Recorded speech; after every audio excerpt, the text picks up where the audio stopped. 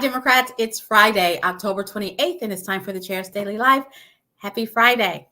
It's Friday. It's 11 days before the election. There's a lot to unpack, and so let me go ahead and get started on that.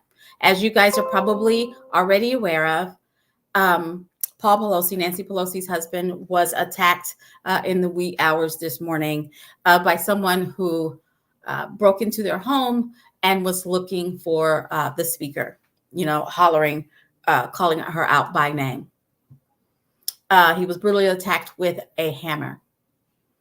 It's a little bit scary, but so here's what I'm going to say. If you've ever seen me speak in person, if you ever had a conversation with me, you know that I call myself a partisan person because that's who I am as chair of the Oklahoma Democratic Party. I talk about Democrats. I talk about partisan issues. But if you know me, or if you've even really been paying attention, you know that I'm really just a citizen who wants better for Oklahoma. I am a Democrat because I feel like that's the party that's going to get us there, but I'm a citizen first. We have to really reevaluate where we are. If deciding by party is driving us to violence, because if that's happening, we're doing it wrong. We're doing it wrong if we are driven to violence because of someone's political party. We saw it on January 6th. We've seen it in other places, and now with this latest spate of violence. I have friends who are Republicans. I'm sure that you guys do. I have friends of other parties. I don't think I have any friends who don't vote, or I know I don't have any friends who wouldn't tell me that they don't vote. But it shouldn't always be about party, which is why I'm quite frankly glad that the folks who are on the top of the ticket with a D behind their name are running on their primary platform is improving all of Oklahoma. That making it where we're not only talking about party, making it where when folks are elected, they don't just look and only represent their party, because they recognize that they represent all of Oklahoma. And that's the kind of talk that we need to be having more of. That's the kind of stuff that we need to be hearing from our politicians. Because if your party drives you to violence, you're doing it wrong. So if I've said anything that drives people to violence, share with me what I've said so I can correct it, because I don't want to be the person who's out here stoking violence. I won't be the person who's out here stoking violence. I don't believe in it. So, I'm sending prayers. I'm asking you to send prayers, good juju, good vibes, whatever it is that you send for speedy recovery for Mr. Pelosi. And let's hope that what we do doesn't drive anybody to violence. Let's hope that what we do drives people to wanting a better America, a better Oklahoma, because that's really what we do it for. So I couldn't go the day without acknowledging that and without reflecting back, on what I hear from Joy Hoffmeister, what I hear from Kendra Horn and Gina Nelson and Madison Horn and all of our congressional candidates. They're talking about making a better way for Oklahoma. I'm the person who talks about partisan politics. They don't. And I'm grateful for that, because that's what we need in our leadership. And I think that we got here because some folks are so interested in creating a boogeyman, creating somebody or something for people to be mad at, because they are driving folks to the ballot box through fear. Where I've said, we're trying to drive people to the ballot box, we're trying to inspire people to the ballot box versus fear, because that's how we get here. So the latest boogeyman, what I was going to talk about before I found out about Mr. Pelosi, was the economy, right? All over Twitter, which I haven't been on that much since, Elon Musk has taken it over, because my feed looks different. But from all over the country, and including Ronna McDaniel, they're all talking about the economy, right? Republicans are all talking about the economy. They're saying, Democrats don't want to talk about the economy. You know why? Because we're talking about education, which affects us more on the long term. Because we're talking about Roe versus Wade.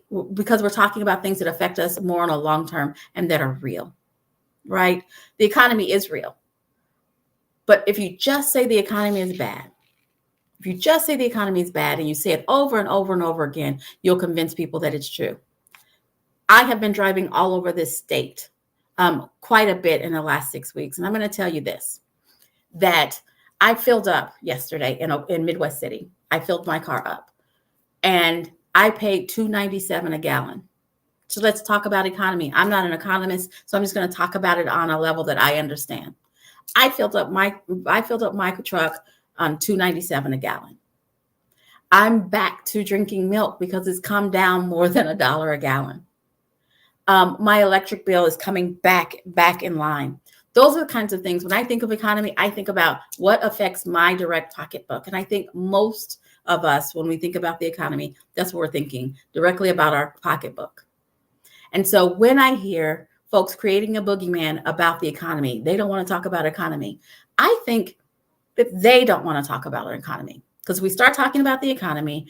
I got questions about our congressional delegation in Oklahoma. Why did they vote against capping insulin? Why did they vote against allowing Medicare to negotiate prescription drug prices for our seniors? Those are the kinds of things that affect everyday economy. And they voted against it. Why did they vote against the anti-price gouging bill? Because it's not about economy. It's about creating a boogeyman, right? They're no longer talking about the boogeyman of last summer, which was CRT, because I don't know, somebody pulled their chain and recognized that it's not a real thing. But they are looking for boogeymen to scare folks to the polls. So what I want to ask you to do, in the spirit of nonpartisanship, what I want to ask you to do is to take out your ballot, right? Take out your ballot. And because it's the general, you have every party on your ballot. I hope you can't see who I voted for. You have every party on your ballot. Take out your ballot and look up the candidates and read their platform. And then vote for the one who is most aligned with your beliefs. Ignore the letters. Ignore the D, the R, the L, the independent. Ignore all the letters and just vote for the one that aligns with your values. I feel confident in saying that, who I am. I feel confident in saying that because the folks that I know have listed on their websites, on their Twitter feeds, on their Facebook, Instagram, and all the places where there are real issues that are facing Oklahomans on a regular basis, and not boogeyman and buzzwords. Because it's really hard. I've been hanging out with our candidates and talking to them all over the place. And some of them have expressed to me, it's really hard coming up with a stump speech. It's really hard coming up with a speech because you like to separate yourself from the person that you're running against. And they're running against buzzwords and boogeymen. And it's hard to make a speech against buzzwords and boogeymen. My advice to them is just go out there and talk about what it is that you care about, and people will hear it. And so I believe that if you go out and you look at your ballot, take out your ballot and look up what they all stand for, not just the D's, what they all stand for. I think I know where you'll land. Read where they stand for, see who aligns with you, and vote for who aligns with you. It'll be hard to find some substance. There's a guy running for lieutenant governor who I got the opportunity to hear speak yesterday at the United Indian Nations of Oklahoma event yesterday. And he literally got up and said, I'm running for lieutenant governor because I don't think that there should be such a thing as a lieutenant governor. It's a useless office, blah, blah, blah. But basically, he said he was running because he doesn't believe in the office. That was his stump speech. He was given an opportunity to speak. And that was his stump speech. Don't vote for that guy. He doesn't believe in the job that he's running for, much like our current governor, who said that top 10, which is all he ever has talked about since we've known of his existence, is aspirational and something that we will never get. I am encouraging you, read the platforms and don't vote for the popular person. And even if you work your way down the list and you're thinking, hey, I've never even heard of this person, all the more reason to see what they stand for. Read their platform. I think that what will happen is you will vote for the candidates that I know, because they stand for something and they have substance.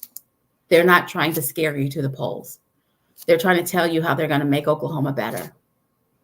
So I told you in this last 2 weeks, all I'm going to do is try and educate you, try and make sure that you know as much as you need to know in order to cast an informed ballot. Because I need you to educate yourself, educate everyone that you come in contact with, and help some folks make a plan. We're getting down to the wire. I've been saying 10 for the last month, so I hope that you're at least halfway through your list and you only have 5 more people to go, but add 5 more. So 10 more people. Help them know who's on the ballot, know where they're supposed to vote, and know when they're going to vote. Are they going to vote early in person? Are they going to vote absentee, and the clock is ticking on being able to turn that in? Or are they going to vote in person on Tuesday? Help them make a plan and ask them to say their plan out loud. Because studies show that people are 8 times more likely when they have to articulate a plan. Just saying, yeah, I'm going to vote, that they can get away from you. Thank you, Jana. Please Google the names of the judges. Learn who the judges are. Google the names of the judges. Look at who appointed them. Look at some of the cases that they've presided over and what the outcomes are, and decide who aligns with your values. Decide who aligns with your values, because that's all voting is. You're not marrying them. You're not bringing them home. You're not stuck with them for the rest of your lives, because we get to vote periodically. But you vote with the person who most aligns with your values. The only person who aligns with your values 100% is you. So vote with the person who most aligns with your values. That's the only way we change our state. And vote your entire ballot. Vote your entire ballot. There's been a whole lot of talk about the top of the ticket, because we're all excited about the top of the ticket, but we need to be equally excited about our state legislature, because a lot of things are being handed to the state legislature to resolve. And then our municipal and school board, those are the people who live closest to us. Those are the people who affect our daily life on a more consistent basis. Vote your entire ballot. So that's all the way from the U.S. Senate, the Congress, the governor, all the way down to court clerk. All of the judges, court clerk, city council, vote your entire ballot. My ballot is 3 pages long. I've done my research. I'm encouraging you to do your research before you just show up, because our future depends on it.